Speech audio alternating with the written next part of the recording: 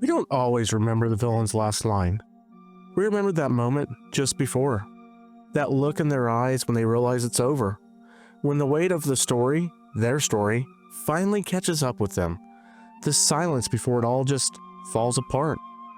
In games, villains aren't always just catalysts. They're not just the reason for a boss fight or the excuse for another quest marker. They're something heavier, more personal.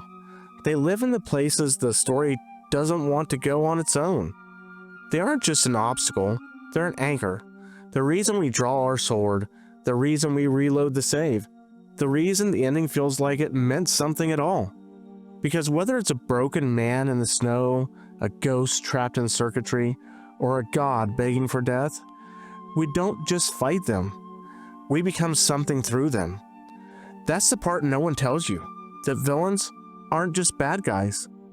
They're the story's reflection, the thing staring back at you through the screen, asking what kind of player you really are. The best ones don't feel like strangers. They feel like mirrors. They show us what we're capable of, what we're afraid of, what we might become if the story broke a little differently. If we had lost someone, if we had chosen wrong, if we had simply given up. A good villain doesn't say, "You can't go further." They say, "You already have." Sometimes they're tragic, sometimes they're monstrous, sometimes they're right.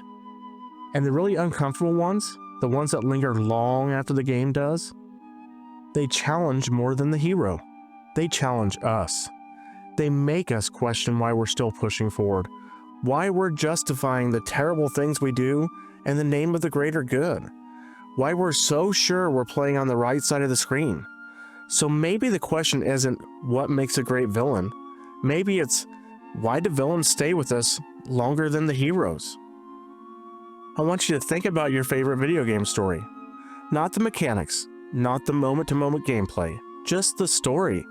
The one that stuck with you, the one that didn't leave even after the credits rolled, the one you bring up years later, like it happened to someone you knew. Now ask yourself, who made that story feel like it mattered? It's easy to focus on the hero. Arthur Morgan, Kratos, Ellie. We're in their shoes. We pull their triggers. We make their decisions. But the stories that leave a mark don't hinge on the protagonist alone. They hinge on who they're up against. Villains don't just push the plot forward. They shape the emotional architecture of the whole game. It's tension, it's morality, it's weight. And most of the time, that weight isn't coming from set pieces or difficulty spikes. It's coming from a person, a presence, someone or something that makes you feel like you're not in control.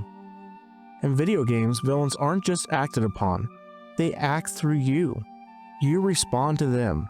You make choices because of them. And often, those choices are the ones that define your memory of the game more than anything else. Micah Bell doesn't just betray you in Red Dead Redemption 2. He stains the whole journey. His smugness, his selfishness, the way he worms into Dutch's ear. It isn't just frustrating, it's surgical. He pulls at the seams until everything unravels. And when he finally turns on you, it doesn't feel like a plot twist. It just feels like confirmation. Like you knew this was coming, but you hoped you were wrong. Or take GLaDOS in Portal.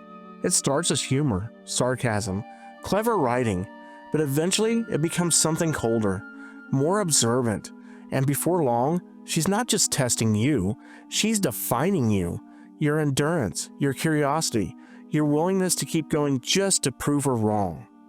That's what separates villains in games from villains in film or books. You don't just watch what they do, you engage with them, you survive them, and sometimes you become them without realizing it. They make the victories feel earned, the guilt feel heavier, the choices feel permanent.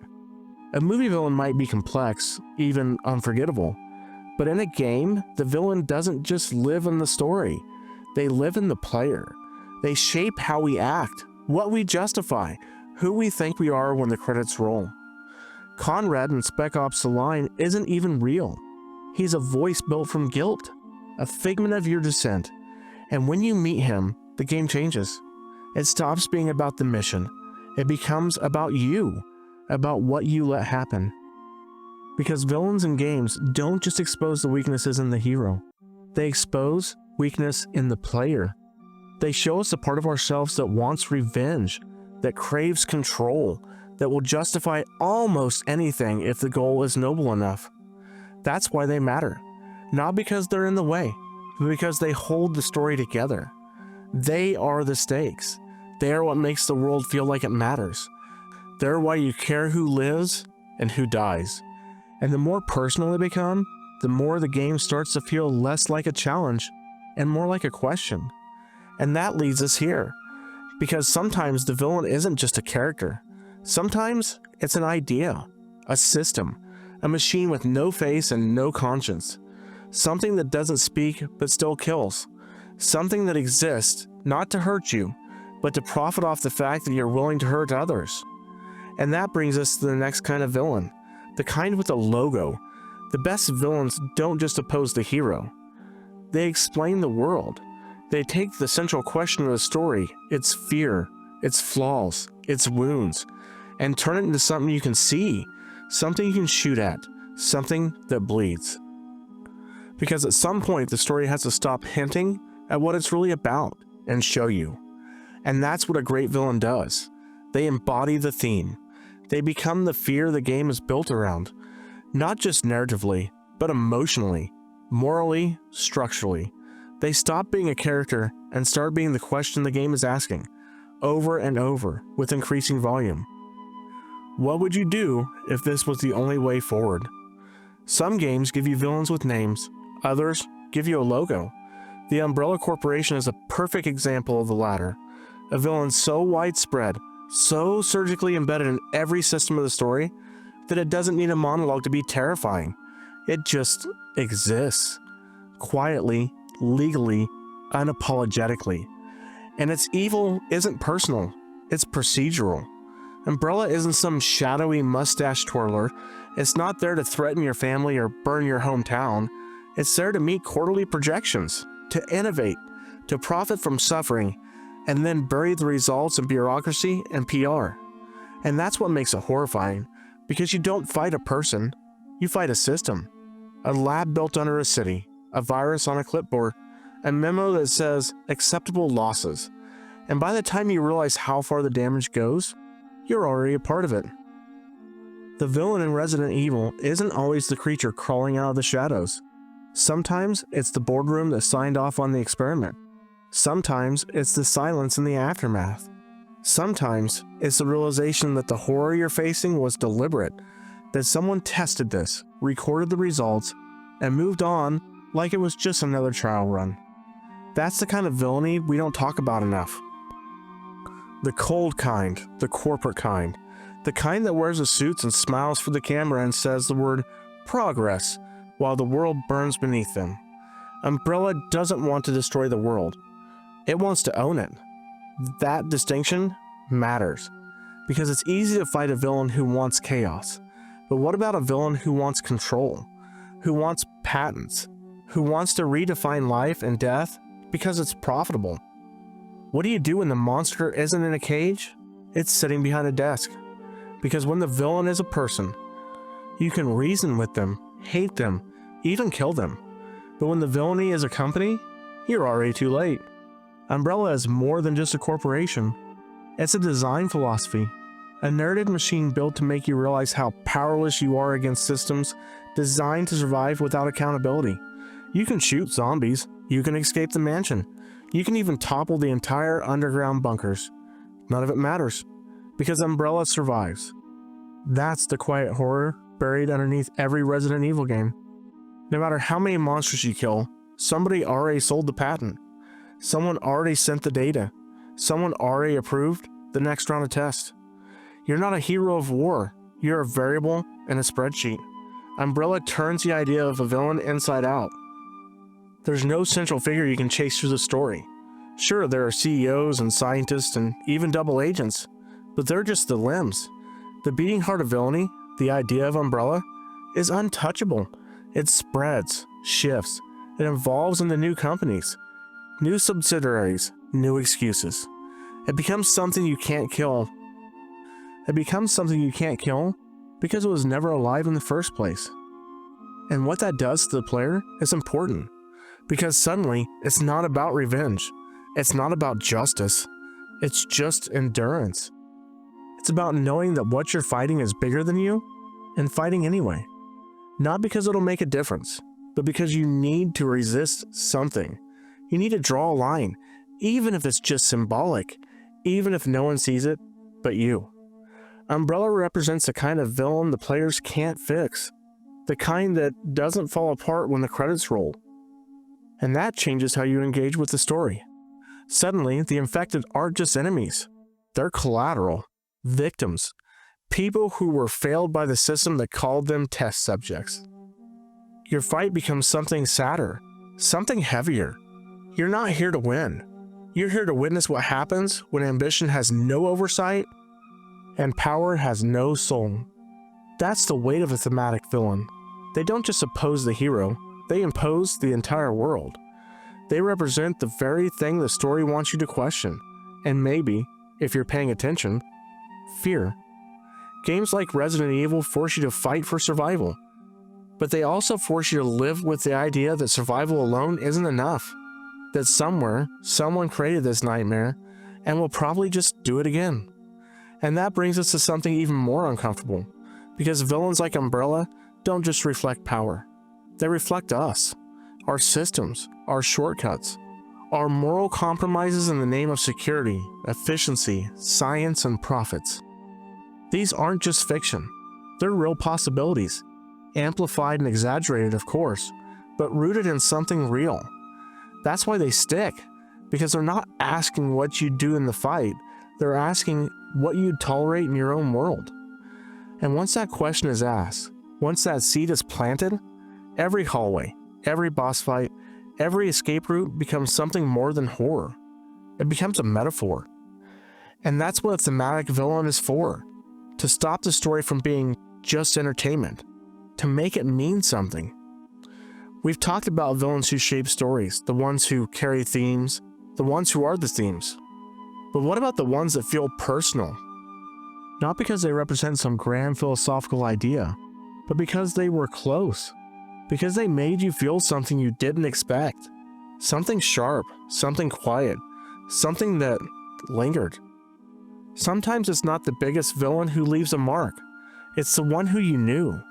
The one who smiled at you across the fire. Who sat beside you during a mission. Who laughed a little too loud. Who made the first betrayal feel like something earned, not inflicted. For me, that villain was Micah Bell. Not a demon, not a god, not a corporate titan. Just a man who lied easily and never stopped smiling while he did it. Micah didn't just ruin things in Red Dead Redemption 2. He rotted them. He whispered poison. He pulled strings you didn't even realize were there until the noose was already around your neck. And when he finally turned on you, it wasn't a moment of shock. It was clarity. Because villains like Micah don't surprise you. They confirm what you were too afraid to say out loud. That the things you were building were never going to work. That the cracks in Dutch's voice weren't just stress. They were the first signs of collapse. Micah doesn't burn the house down. He hands the matches to someone you trusted and watches. And that's what makes him personal, because he was inside the circle. He was part of the group, the campfire, the loyalty, the myth of us against the world. That's the special kind of villain, the insider, the one who knows the rhythms of your life, who waits, who wears the same uniform and sings the same songs until it's time to gut you from the inside out. You don't fight those villains, you recognize them. And when they fall, you don't feel satisfaction. You feel something colder, regret. But not all villains are like Micah. Some aren't manipulators or backstabbers. They're believers, relics, ghosts of something noble that time forgot how to love. That's what makes Gale so devastating. Because Gale didn't become a villain to hurt you. He became a villain to finish the mission. The final battle in Dark Souls 3 isn't a moment of triumph. It's a mercy killing, a ritual, a reminder that even the most faithful can be undone by the very thing they swore to protect. Gale is desperate, hollowed, lost in a world made of ash. But he still moves forward because someone asked him to, because he promised. And when you face him sword against sword, you're not fighting evil. You're fighting what's left. The last gasp of a dying world, the rune of devotion twisted into frenzy, the remains of a man who carried the burden too far and broke under the weight. That's the kind of villain who haunts you, not because you hated him, but because you understood him. Then there are the ones who don't bleed at all. GLaDOS doesn't shout. She doesn't rage. She doesn't threaten you with a world-ending weapon. She just watches. She tracks your decisions, notes your failures, reminds you in her own dry, mechanical way that you're not special, you're not clever, that you're just another file in the system, a data point with a name. And slowly you start to feel it. Not fear and not dread. Something more insidious. Worthlessness. You begin to question yourself not because she's scary, but because she's right. You're not in control. You never were. The test was always going to run. You were just the one holding the clipboard at the time. GLaDOS doesn't become personal because she hates you. She becomes personal because she doesn't care. And somehow that's worse. Because there's no satisfaction in being someone who never saw you as more than a variable. There's just silence and cake you'll never get. That's what makes personal villains powerful. They don't just shape the game, they shape you. They make you feel things you weren't prepared to feel. Betrayal, sympathy, pity, bitterness, a strange, sick sort of understanding. They don't ask you to defeat them, they ask you to carry them. And that weight, that stays long after the credits roll. In most stories, you watch the villain fall. In games, we help them rise. That's the shift, the fracture. The reason villains hit harder in this medium than most any other. Because in a game, you don't just witness evil, you interact with it. You respond to it. Sometimes, you even become the one who makes it possible. And you do it with a smile on your face. That's not a flaw in the design. That's the design itself. Villains in games aren't just characters. They're friction. They're how the story resists you. And the more agency the player has, the more meaningful that resistance becomes. Because suddenly it's not just about what the villain does, it's about what you do in response. Sometimes it's quiet, a dialogue choice, a hesitation, a moment where you look at the option to kill or spare and wonder what kind of story you're actually trying to tell. Sometimes it's louder. You kick open a door, you burn a village, you make a choice that feels justified in the moment until the consequences arrive a few hours later. That's where video games make their villains personal, not in their design, but in the echo of their decisions. This war of mine never tells you you're a bad person. It doesn't need to. It just hands you a ruined house, a few survivors, and a city that's falling apart. And then it waits. At first you try to be good. You share food, you bandage wounds, you avoid conflict if you can help it. But the nights get colder, the resources run out, and the line between surviving and stealing gets thinner by the day. You don't make one awful choice. You make 100 small ones. You take food from someone who needs it more. You break into a home with a sick old couple because your child is starving. You justify it. You call it necessity. You tell yourself there was no other way, and the game agrees with you. No flashing evil points, no big dramatic music, just another day survived. But the people in your shelter change. They stop talking. They sit in corners. They stare at walls. And one day, someone doesn't get up at all. Because it wasn't just about survival. It was about who you became to survive.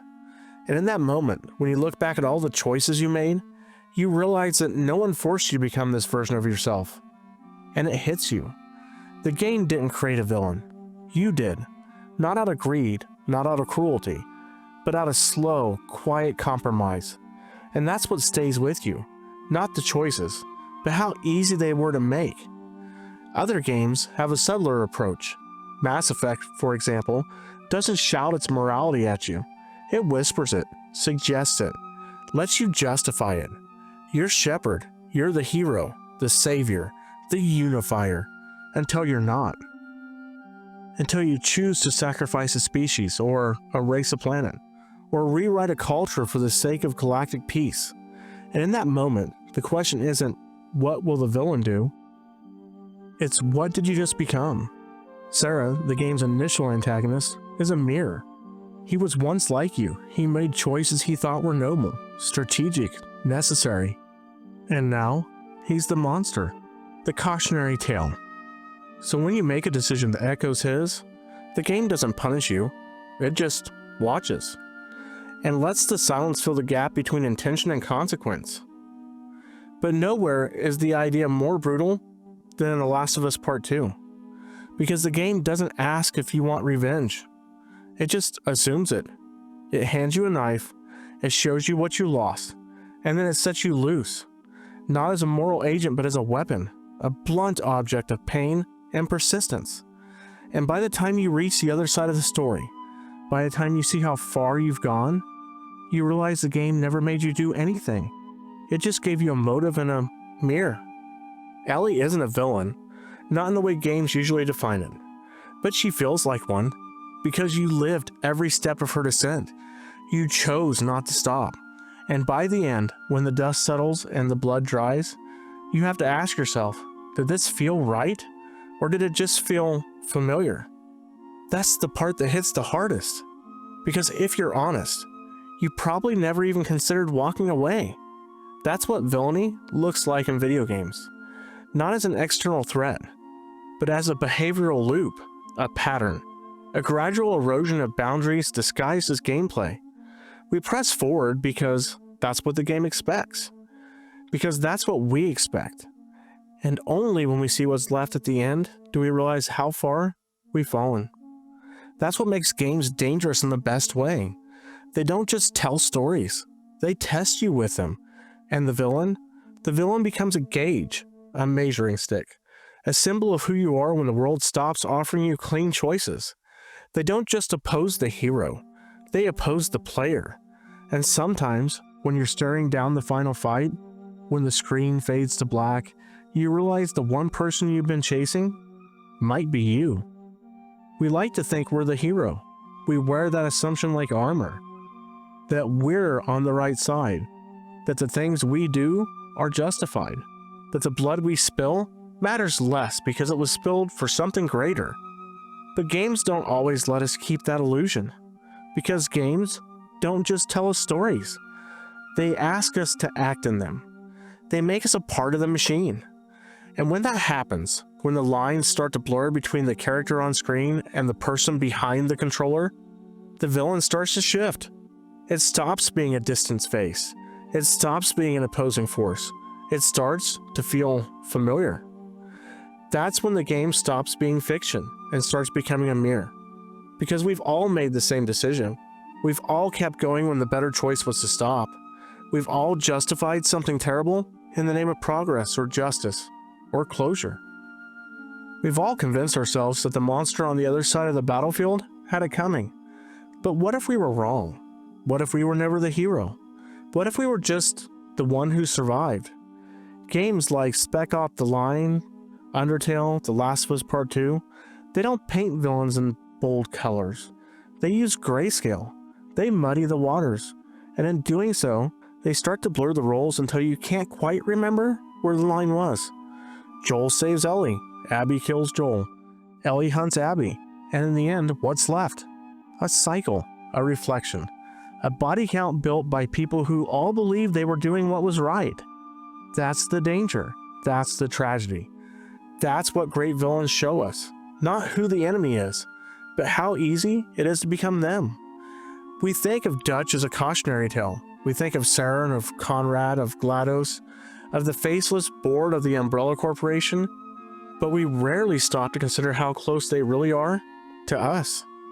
Dutch wanted a better life for his people. So do we. Saren wanted peace through strength. So do we. Conrad wanted to do something good in the place where everything was broken. And so did we. GLaDOS wanted to test variables. Umbrella wanted to push human potential. The villainy wasn't in the goal. It was in what they were willing to ignore along the way. And if that sounds uncomfortably familiar, maybe it should. Because if there's one thing video games have taught us, It's that the villain is rarely the one who starts the story. It's the one who refuses to end it. The one who keeps pushing. The one who won't stop. The one who believes that if they just go a little further, it'll all make sense. And that's what we do. We keep going. We keep pushing. Even when we're wrong. Even when we've lost. Even when there's nothing left to save. Because we're used to playing until we win. But sometimes when the story is honest, and when the game is brave, there's no winning. There's only what's left behind. And when the dust settles, and the noise fades, and all the villains are gone, we're left with one final question. Did we do the right thing? Or did we just survive long enough to justify it? Sometimes the villain dies. Sometimes they win. But the others that matter most, they don't go anywhere. They stay in the margins, in the choices you made, in the dialogue you skipped, and the bodies you stepped over without looking back. And you carry them in new games, in sequels, in the next story where you tell yourself you'll make a different choice. Maybe you will, but maybe that's not the point. Because maybe the best villains don't teach us how to beat them. Maybe they teach us how to recognize them in the world, in the system, in each other, and if we're really paying attention, maybe in ourselves.